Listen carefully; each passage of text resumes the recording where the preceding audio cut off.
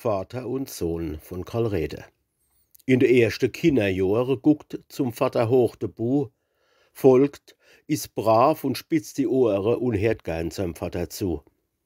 Wie der Vater redt und handelt, das ist einfach, recht und klar, wie er lebt und wie er wandelt. Was der Vater sagt, ist wahr.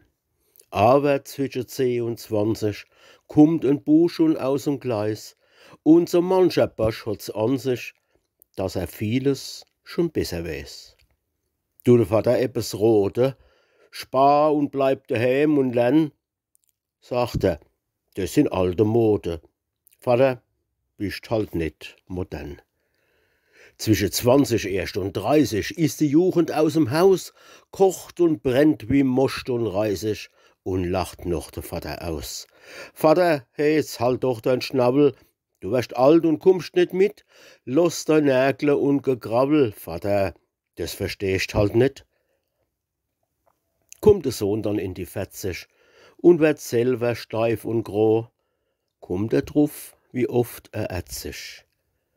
Und ist noch sein Vater da und er will was unternehmen und er ist voll Sorg und Not, sagt er oft und ohne Schämme.